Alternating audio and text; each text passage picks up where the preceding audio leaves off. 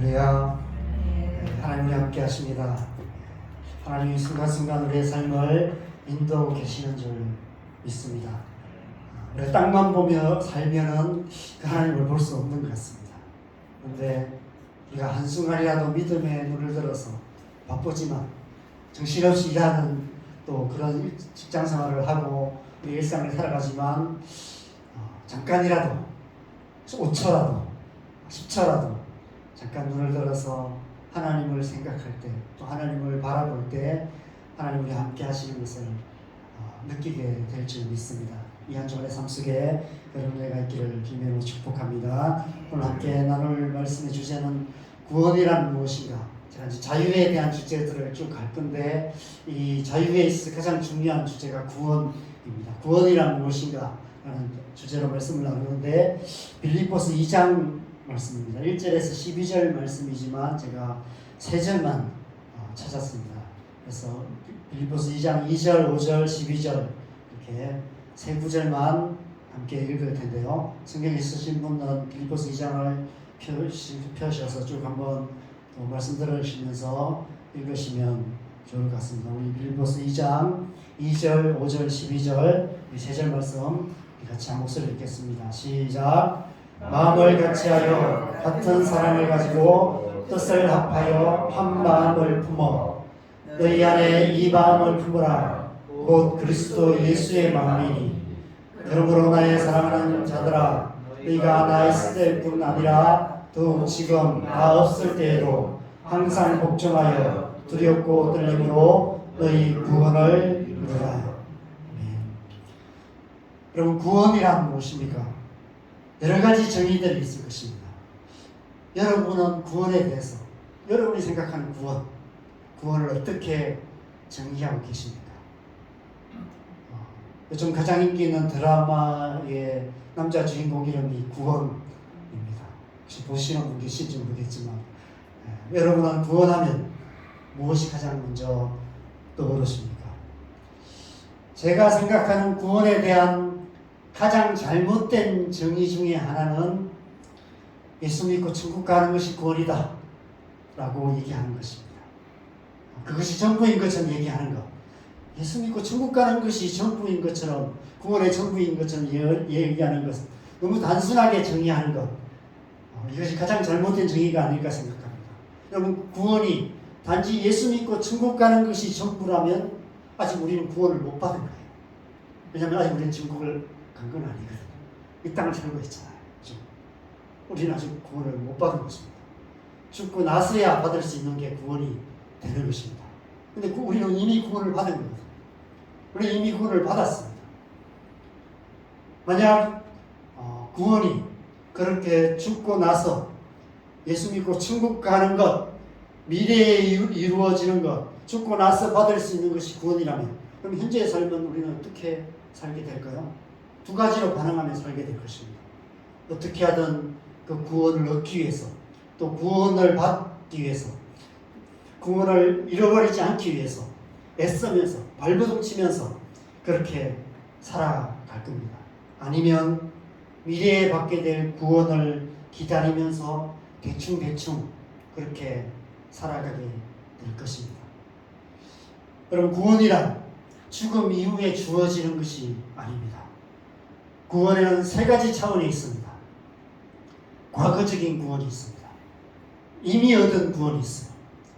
그리고 미래적인 구원이 있습니다. 장차 우리가 죽고 나서 가게 될 천국, 거기에서 완성될 구원이 있습니다. 그리고 현재적인 구원이 있습니다. 우리는 이미 구원받은 하나님의 백성으로서 장차 천국에서 얻게 될 영원한 구원을 향해서 현재의 삶을 구원받는 백성으로 구원을 살아가는, 구원을 이루어가는 삶을 살아가야 하는 것이죠. 구원에 대한 정의 안에는 이 세 가지가 다 포함이 되어 있는 것입니다. 우리는 과거 어느 시점에 예수님을 믿음으로 구원을 받았습니다. 아마 모태신앙인 사람들은 내가 언제 받았는지 잘 모를 수 있어요. 태어나는 순간부터 이미 엄마 뱃속에서부터 교회를 다니기 시작했기 때문에 유치부 때 어느 순간일 수 있고요. 중고등부의 어느 수련회일 수도 있고요. 어느 순간에 예수님이 나의 주님이시구나 라는 것에 대한 고백을 한 적이 있으실 것입니다. 기억이 안 나실 수도 있어요. 그렇지만 언젠가 어느 순간에 내가 예수님을 나의 구주로 영접함으로 우리는 하나님의 자녀로 거듭났습니다. 구원을 받은 거예요. 그날이 언제인지를 우리가 알 수 없어요. 몇 월 며칠 몇 시에 구원을 받았냐 이렇게 묻는 것은 이단입니다. 구원파가 그렇게 물어요. 그런데 여러분, 우리가 이 세상에 태어날 때도 몇 월 며칠 몇 시에 태어나는지 우리는 몰라요. 여러분 아시는 분이 계세요? 부모님이 알려주셔서 알죠. 여러분이 태어나는 순간의 느낌을 생생하게 기억하시는 분이 계십니까? 이 세상에 태어나는 순간 그 날씨와 그 분위기와 그때 어떤 느낌으로 이 세상을 태어났는지 기억하시는 분이 계세요? 태어나자마자 달력 보고 시계 보면서 오늘 몇 년 몇 월 몇 시구나 하는 것을 태어나면서부터 아는 분이 있습니까? 아무도 없어요. 알 수 없습니다.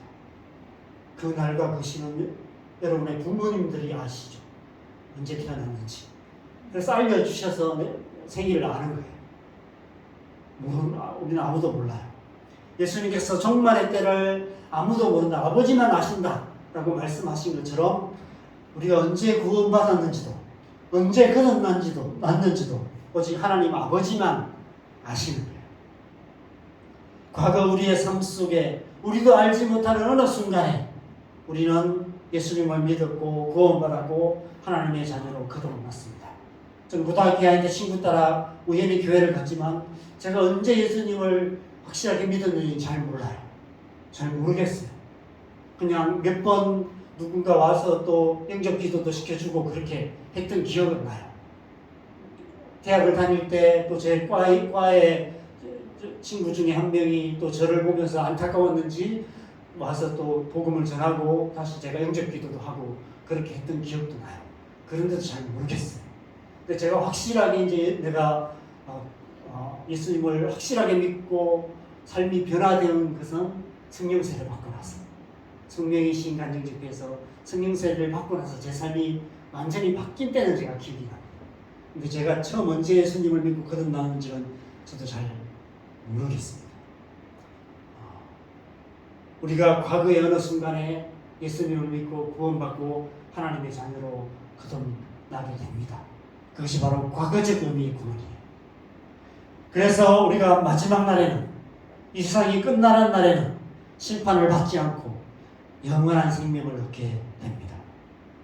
우리의 삶이 끝나는 날, 예수님이 다시 오시는 그날, 하나님께서 온 세상을 불러 심판하시는 그날에 우리는 멸망치 않고 영원한 생명을 얻게 됩니다. 예수 믿고 천국 가는 미래적인 구원이 이루어지게 되는 것이죠. 전 남산교회에서 부목사로 섬기면서 장례식을 많이 갔습니다. 아마 100번, 300번은 간 것 같아요. 한 7년 사역하면서 그 1년에 한 20-30번 정도는 장례식을 갔던 것 같습니다. 가서 입관 예배, 1호 예배, 발인 예배, 화장 예배를 인도를 했습니다. 그러면서 그 시간들을 통해서 이 미래적인 구원, 예수 믿고 천국 가는 것이 어떤 의미인지를 좀 더 많이 확신 있게 깨닫게 된 것 같습니다. 죽음에 대한 두려움 없이 천국을 가시는 분들의 마지막 모습도 보았고요. 그렇게 장례식이 어떻게 장례식이 이렇게 기쁠 수 있을까? 장례식이 정말 이렇게 축복 가운데 장례식, 은혜 가운데 장례식을 하는 그런 모습들을 보면서 이것이 구원이구나. 이것이 우리가 미래적인 의미의 구원이구나 하는 것을 알게 되었습니다.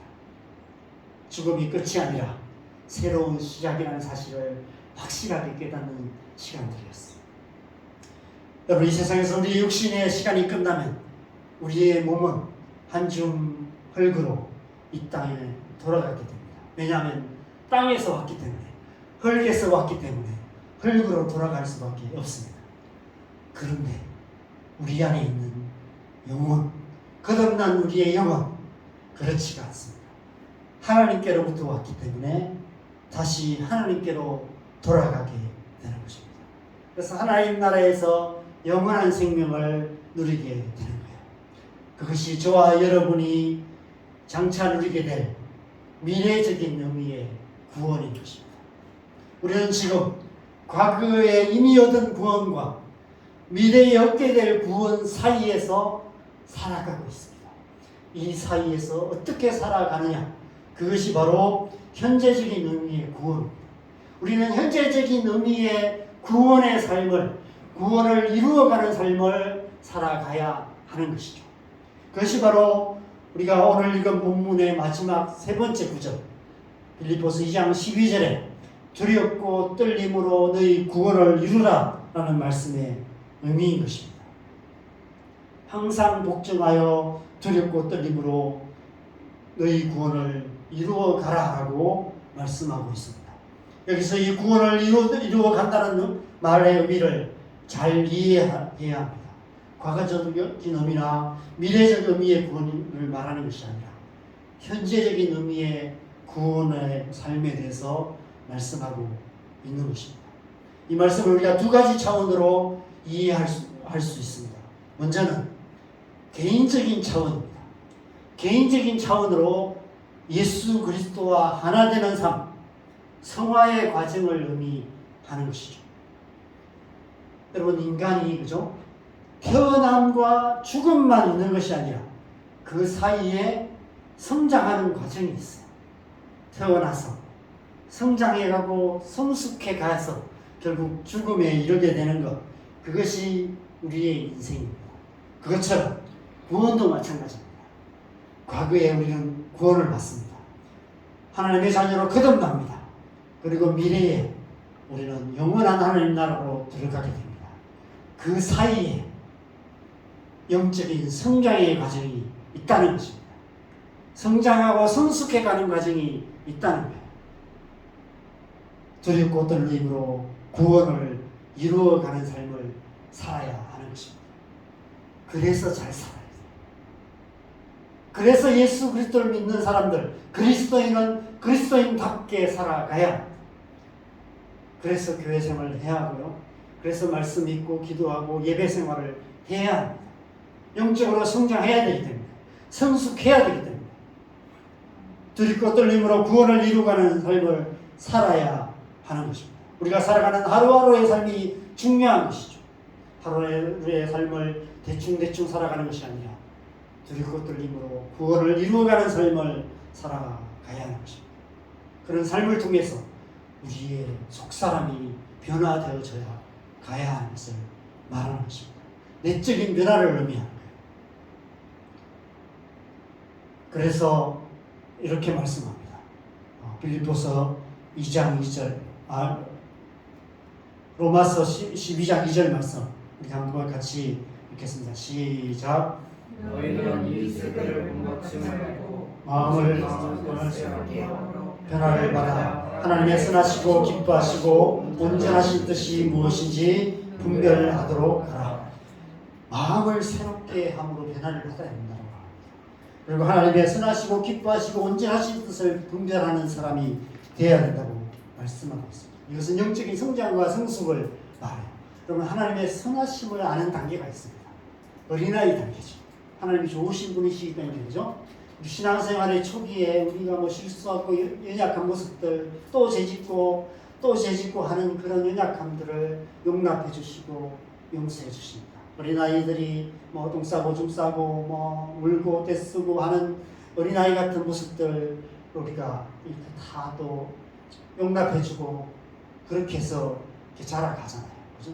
그런 단계가 있습니다. 그러다가 하나님의 기뻐하시는 뜻을 아는 단계가 있습니다.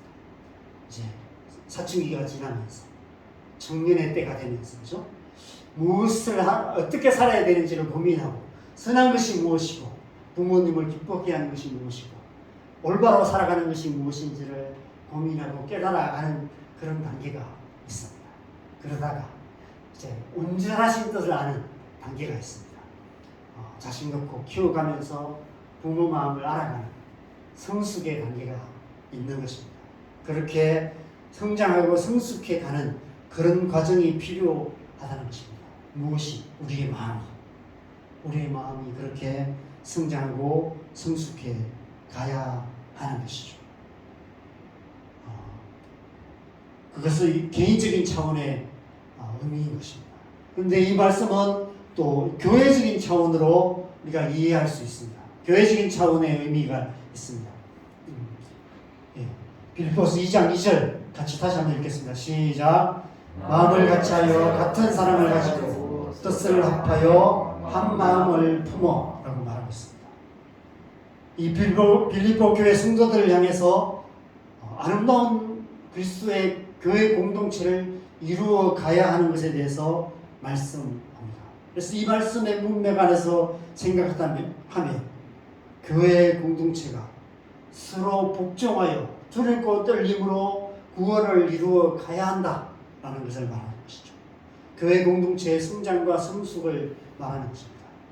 여러분 우리 개인이 성장하고 성숙해 가듯이 교회도 성장하고 성숙해 가야 합니다. 우리 장안동 교회는 이제 개척교회죠. 이제 막 태어난 교회입니다. 아주 어린아이 같은 교회입니다.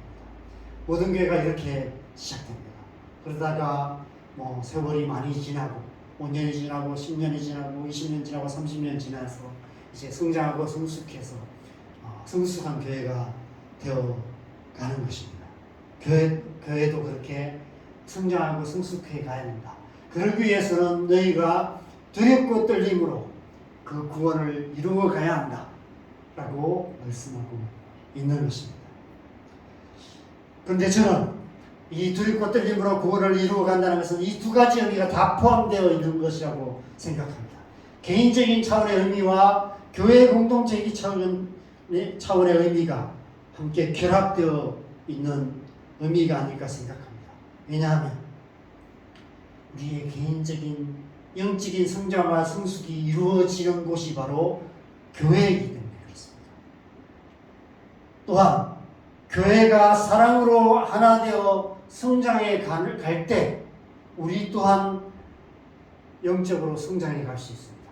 반대로 우리 각 개인이 영적으로 성장하고 성숙해 가는 것을 통해 우리 한 사람 한 사람이 영적으로 성장하고 성숙해 갈 때 교회 공동체 또한 그렇게 영적으로 성장하고 성숙해 갈 수 있는 것입니다. 우리 각 개인이 성장할 때 교회가 성장하고 교회가 성장해 갈 때 우리 각 개인이 성장해 가는 것. 그것이 바로 교회 공동체인 것입니다.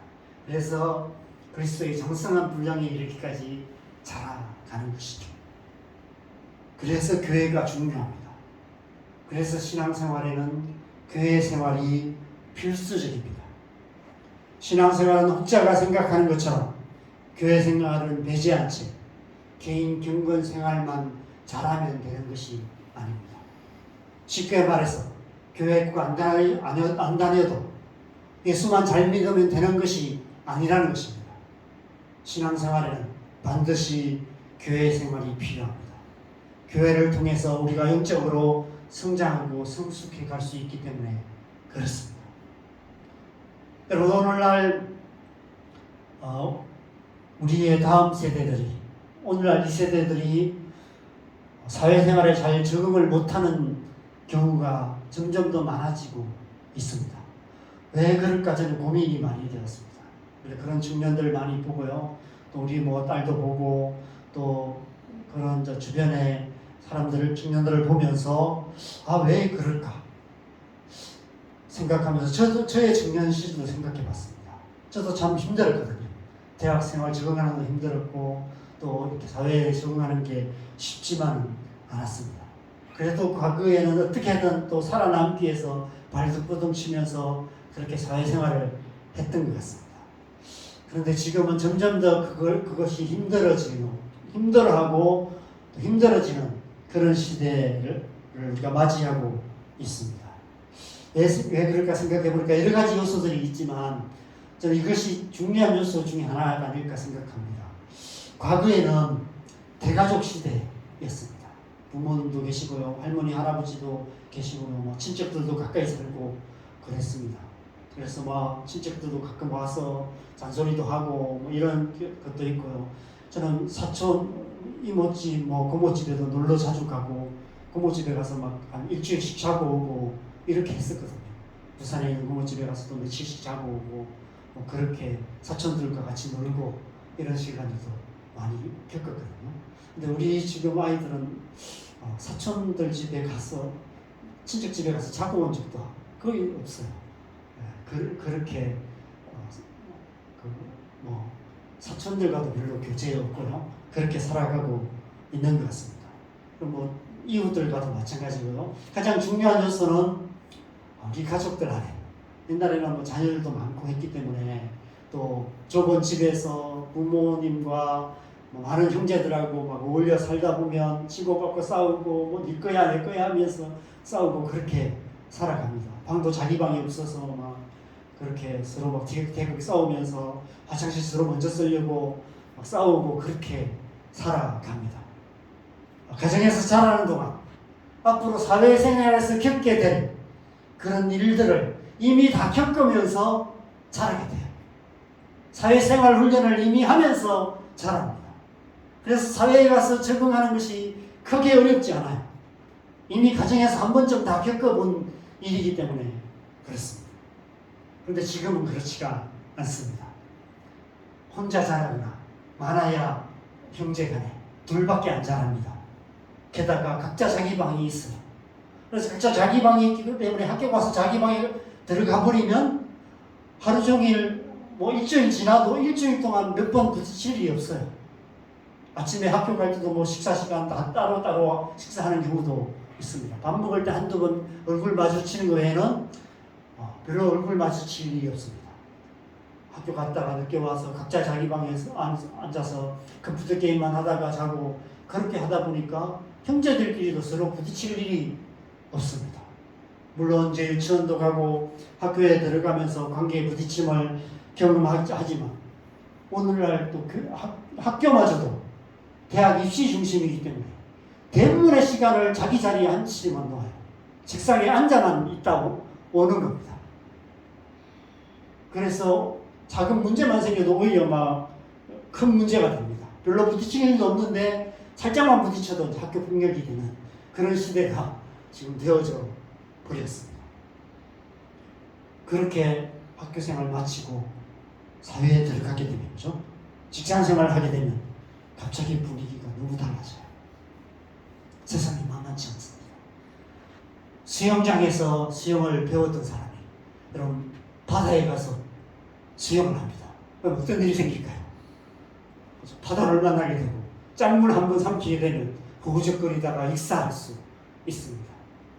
직장 생활 속에서 그런 일을 경험하게 됩니다. 한 번도 경험해보지 못한 파도를 만나게 돼요. 한 번도 경험해보지 못한 사람들의 눈빛을 막 보게 돼요. 직장 상대가 자기를 바라보는 눈빛. 그 눈빛은 뭐죠? 한 번도 보지 못한 눈빛이었어요. 동료들이 자기 바라보는 눈빛. 그런 눈빛들. 잘하나 보자. 뭐 이런 거. 왜 그따위로 해? 이런 눈빛들. 이런 눈빛을 경험하게 됩니다. 그것도 한두 번이 아니라 매일 출근하면서 하루 종일 그런 눈빛에 둘러싸여서 직장 생활을 해야 돼요. 그들이 하는 말들은 어떨까요? 가시돋친 말들. 그런 말들을 듣습니다. 작은 실수 안 하고 용납하지 않는 큰 소리 치고 서로 싸우고 혼내고 이런 말들 비난하고 비꼬고 잘했는데도 별로 칭찬도 해주지도 않고 그런 분위기 속에 살아가게 됩니다. 얼마나 힘들까요? 죽을 것처럼 힘들어하면서 직장 생활을 하다가 견디다가 못 견디는 경우가 너무 많습니다. 힘들게 공부해서 시험 쳐서 남들 부러워하는 직장을 갔는데도 불구하고 직장 생활을 적응 못해서 때려치는 경우가 많습니다.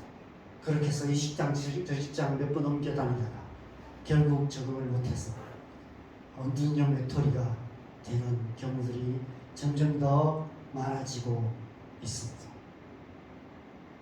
그런데 그러한 역량이 교회 생활 가운데도 나타나고 있습니다.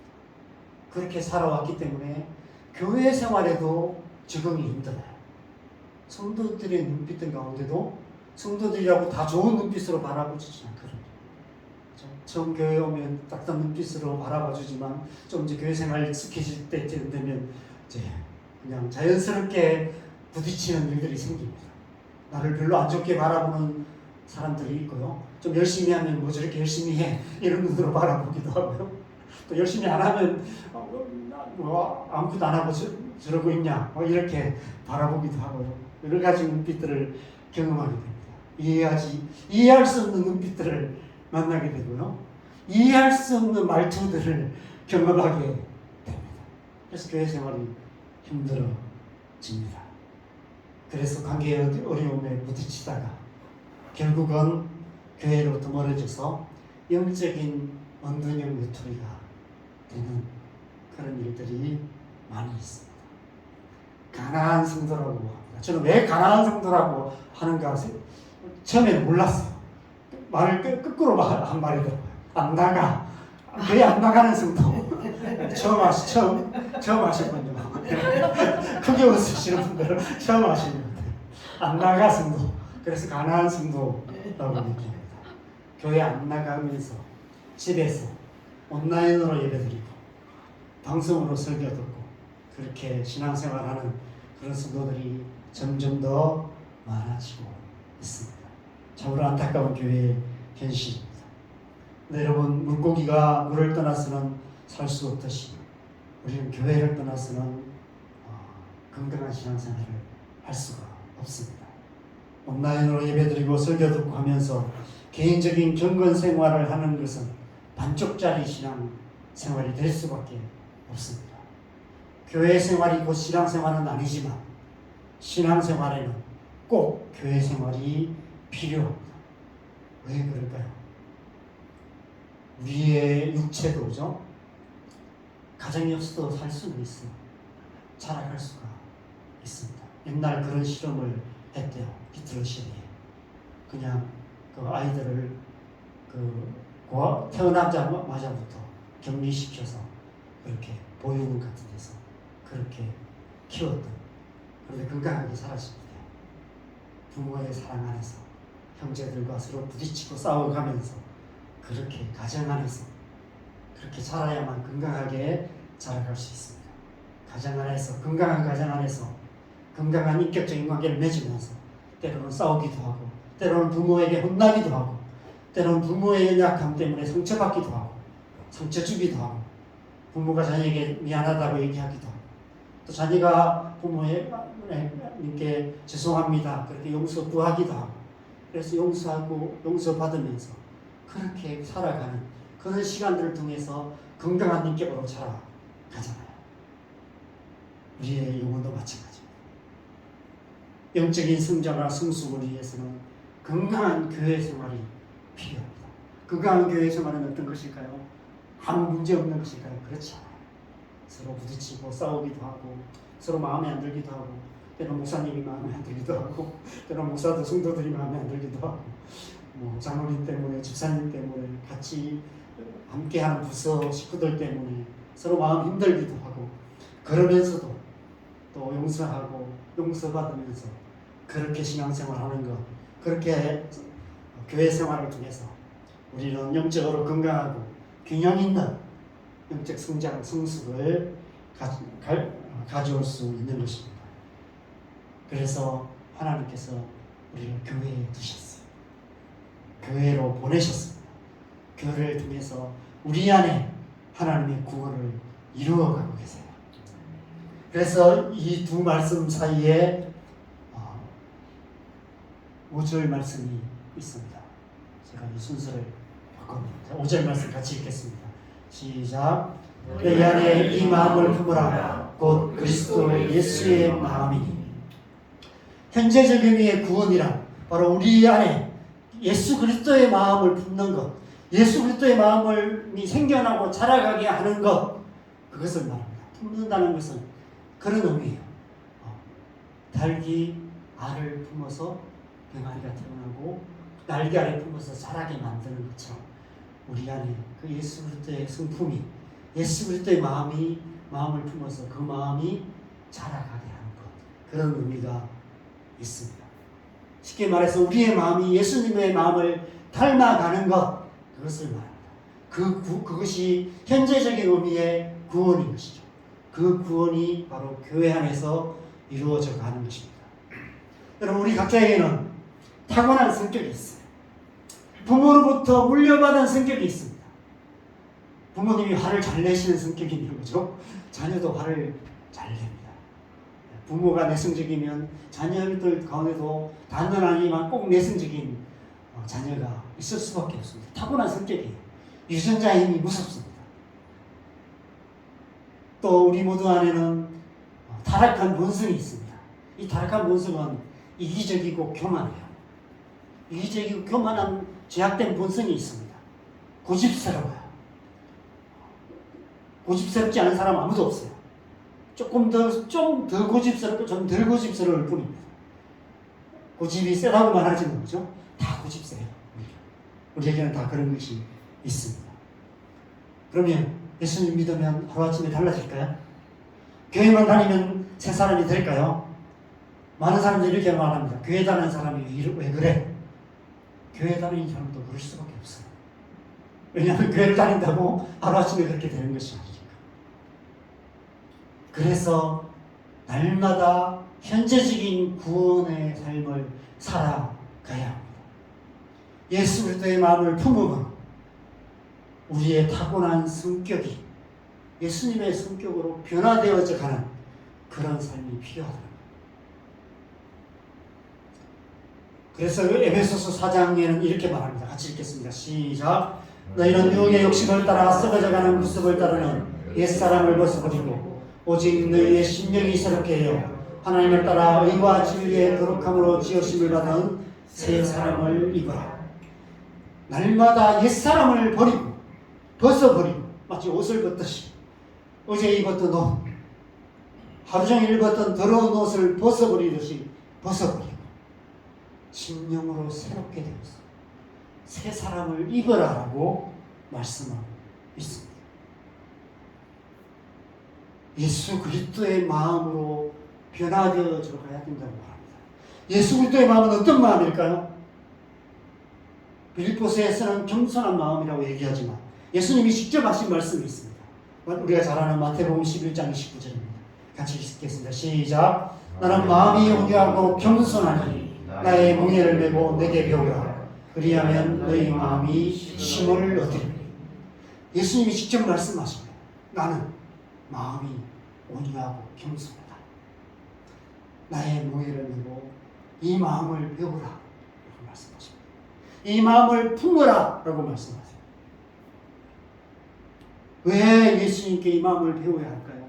왜 이 온유와 겸손을 배워야 할까요? 이 온유와 겸손은 인간의 성품이 아닙니다. 신의 성품이에요. 하나님의 성품이에요. 여러분, 인간의 성품이라면 인간이 노력해서 만들어갈 수 있습니다. 인간적인 노력, 인간적인 방법으로 배울 수 있습니다.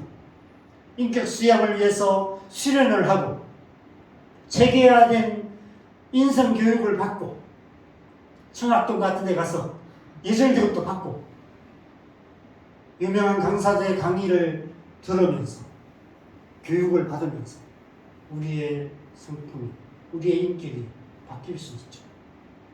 그런데 다른 건 몰라도 이 온유와 겸손은 인간의 성품이 아니라 하나님의 성품입니다. 하나님의 성품이기 때문에 우리의 인간적인 노력으로는 만들어낼 수 없어요. 오직 하나님으로부터 배워야 합니다. 전에도 말씀드렸는데, 그죠? 온유는 스펀지 같은 거예요. 스펀지에 달걀을 떨어뜨리면 달걀도 깨지지 않고 스펀지도 찢어지지 않아요. 어떤 상황 속에서도 나도 상처받지 않고 다른 사람도 상처 주지 않는 것, 이것이 온유입니다. 어떤 말을 듣더라도, 어떤 가시돋친 말, 나를 공격하는 말, 나에게 창을 던지는 그런 말, 내 심장에 빗을 꽂는 그런 말을 할지라도 상처받지 않고 또 그 창을 빼서 다시 던져서 되갚아주지 않고 나도 상하지 않고 다른 사람도 상하지 않게 만드는 그런 성품, 그것이 온유입니다. 이런 사람이 있을까요? 이 세상에 이런 사람 없습니다. 사람 중에는 이런 사람 없습니다. 사람이 흉내낼 수 없는 성품이에요. 노력을 할 수 있겠죠. 그렇지만 대부분 노력한다는 것은 참는 거예요. 내가 상처받고 마는 거예요. 그렇게 상처받다가 결국 다른 데 가서 바르겠죠. 딴 데서 온전하게 참다가 가정에서 바르고 그렇죠. 음한 사람에게 그렇게 되죠. 겸손도 마찬가지입니다. 겸손이 무엇인지는 우리가 함께 읽은 오늘 이 빌립보서 2장에 잘 나타나 있습니다.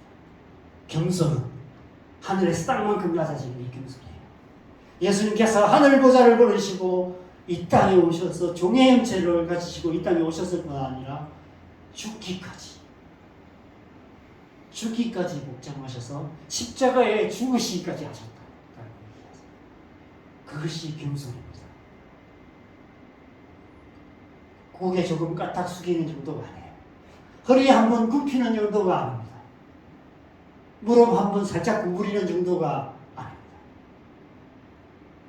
인간이 흉내낼 수 있는 가장 큰 겸손이라 해봐야 그냥 땅에 납작 엎드리는 것이겠죠. 그런데 땅에 납작 엎드려 봐야 내 키만큼밖에 겸손해질 수 없습니다. 그런데 예수님은 하늘에서 땅만큼 낮아지신 분이세요. 종의 형체로 오셔서 십자가에 죽기까지 복종하실 만큼 낮아지셨어요. 그것이 겸손입니다. 그 예수님의 성품은 예수님께 배워야 돼요. 그렇지 못한 우리의 모습이 드러날 때마다 기도해야 되죠. 하나님 안에 예수님의 겸손한 마음 주십시오. 예수님의 요중한 마음 주십시오. 끊임없이 기도하고 그 마음을 구해야 한다는 것입니다. 배운다는 것, 다른 말로 훈련받는 것을 말해요. 온유훈련, 겸손훈련이 필요하다는 것입니다. 여러분 신앙생활은 온유훈련, 겸손훈련이에요.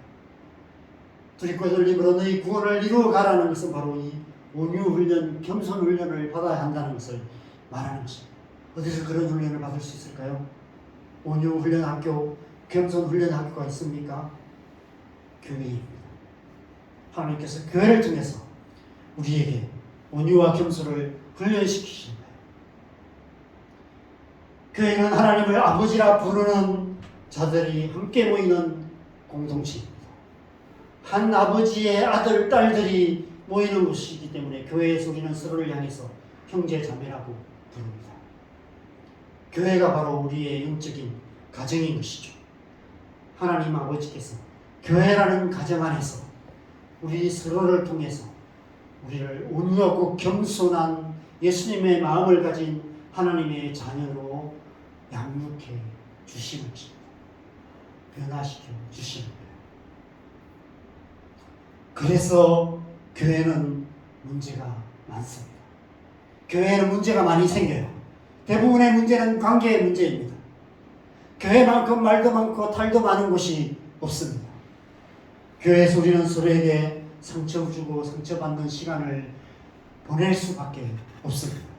그 속에서 우리는 두 가지 선택을 해야 합니다.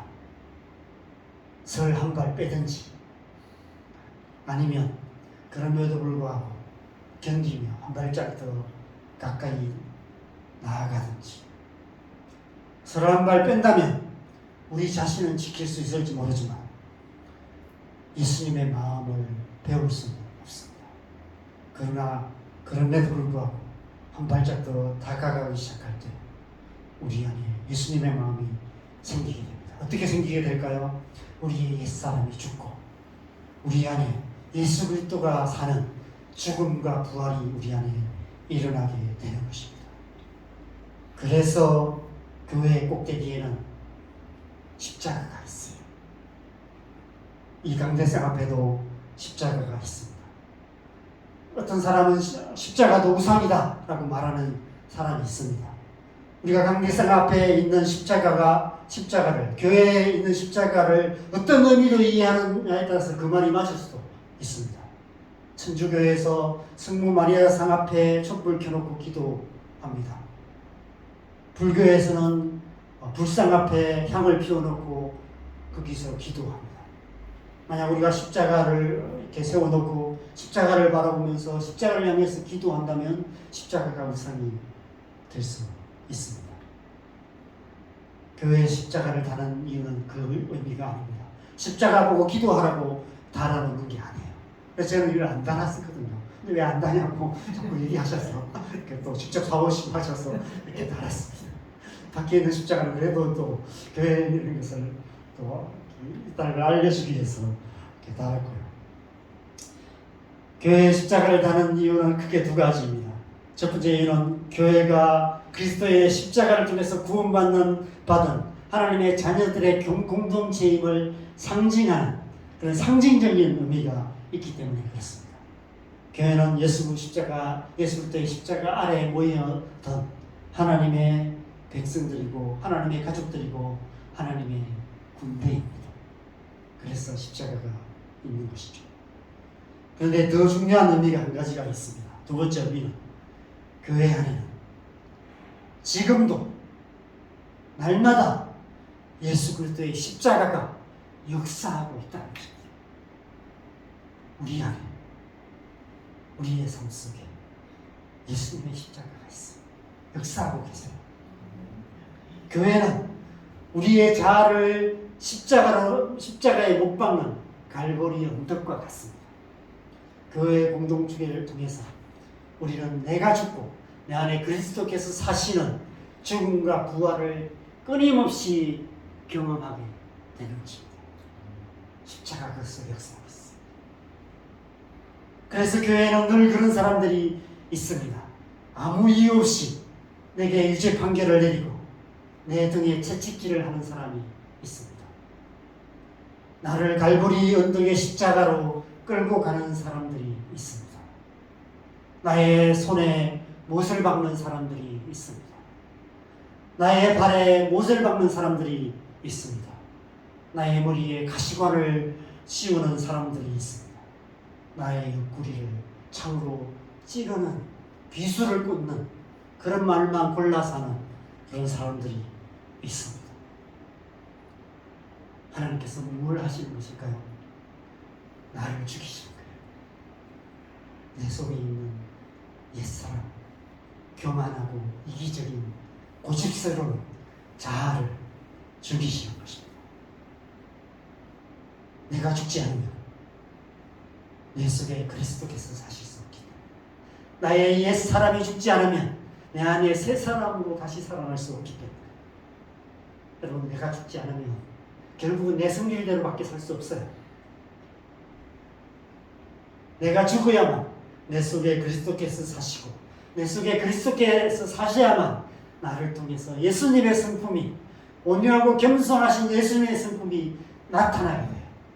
그 온유하고 겸손하신 예수님의 성품을 가진 사람이 성숙한 사람이고, 그런 사람들이 모인 곳이 교회이고, 그런 사람들이 가득한 곳이 성숙한 교회입니다. 하나님 나라는 그런 사람들로 가득한 곳이 하나님 나라입니다. 하나님께서 이 땅 가운데서, 이 땅에서 살아가는 삶의 현실 속에서 과거에 이미 얻은 과거적인 의미와 미래적인 구원의 의미 속에서 살아가는 현재적인 구원의 삶 속에서 바로 이 일을 하고 계십니다. 우리를 새롭게 하는, 우리를 하나님의 사람답게 만들어가는 그 일을 하고 계십니다. 그 일을 교회를 통해서 하고 계세요. 교회를 통해서 우리 안에 구원을 이루어 가십니다. 그래서 우리를 예수 그리스도의 마음을 가진 작은 예수가 되게 하시는 것입니다. 그래야만 우리는 이 세상에서 우리 마음대로 사는 자가 아니라 예수님의 마음으로 살아가는 그리스도인다운 그리스도인이 될 수 있는 것입니다. 그것이 현재적인 의미의 구원인 것이죠. 이것을 그림으로 표현하면 이렇게 표현할 수 있습니다. 우리가 과거적인 의미의 구원을 얻었습니다. 바로 우리의 영적인 의미예요. 우리의 영혼은 구원을 받았습니다. 우리의 영 안에 성령님이 계세요. 성령으로 말미암아 우리 영은 이미 거듭났습니다. 구원을 받은 것이죠. 우리는 이미 구원받은 하나님의 백성입니다. 그리고 언젠가 우리의 삶이 끝날 때 우리의 육신은 미래적인 구원을 받게 됩니다. 우리 지금 있는 이 육신은 흙에서 왔기 때문에 흙으로 돌아가게 될 거예요. 그렇지만 그것이 끝이 아닙니다. 썩지 않을 부활의 몸을 입게 될 것이라고 성경은 말씀합니다. 고린도전서 15장을 우리는 부활장이라고 말하는데 이 고린도전서 15장 전체의 부활에 대해서 쭉 얘기를 해요. 근데 이 두 절만 제가 찾았습니다. 우리 44절, 49절을 이렇게 같이 읽겠습니다. 시작. 육의 몸으로 심고 진정한 몸으로 다시 살아나나니 육의 몸이 있은즉 또 영의 몸도 있느니라. 우리가 흙에 속한 자의 형상을 입은 것 같이 또한 하늘에 속한 이의 형상을 입으리라. 마지막 날에 이 죽음 이후에 부활의 때에 영의 몸을 입게 될 것이다 라고 얘기하는 것입니다. 영으로만 존재하는 것이 아니라 영의 몸이 있다. 하나님의 형상을 입게 될 것이다 라고 이야기하고 있습니다. 이것이 미래적 의미의 구원이에요. 그리고 우리는 이제 현재적인 의미의 구원의 삶을 살아갑니다. 바로 우리의 속사람, 우리의 혼, 우리의 마음과 생각과 의지가 새롭게 되는 우리의 의지적인 습관들, 중독적인 삶의 습관으로부터 자유케 되어지고 우리의 이 세상적인 생각이 새로워지고 우리의 마음에 예수 그리스도의 성품이 싹트고 자라고 완전히 새로운 인격으로 변화되어져 가는 그런 삶을 우리가 살아가야 하는 것이죠. 우리 옛사람을 십자가에 못 박고 새 사람으로 사는 죽음과 부활의 시간을 살아가며 우리의 현재적인 구원을 이루어 가야 하는 것이죠. 지금 하나님께서 우리 안에 그 일을 행하고 계시는 줄 믿습니다. 우리의 가정을 통해서 우리가 또 살아가는 이 세상의 삶을 통해서만 아니라 무엇보다도 교회를 통해서 하나님께서 우리 안에 구원을 이루어가고 계십니다. 그래서 우리는 항상 복종하여 드리고 떨림으로 구원을 이루어가는 삶을 살아가야 하는 것입니다. 성령께서 우리가 그렇게 살아갈 수 있도록 그 일을 그렇게 우리 안에 그 일을 행하고 계시고 또 돕고 계시고 우리를 인도하고 계십니다. 우리가 날마다 성령의 도우심을 구하며 하루하루 삶을 살아가기 시작할 때 우리가 새 사람이 되고 온전한 구원을 이루어가는 하나님의 사람이 될 줄 믿습니다. 저희는 모두가 그런 하나님의 사람 되시기를 주님의 간절히 축원합니다. 여러분 함께 말씀 기억하면서 찬송가 187장 비둘기 같이 온유한 찬양하고 함께 기도하고 마치겠습니다.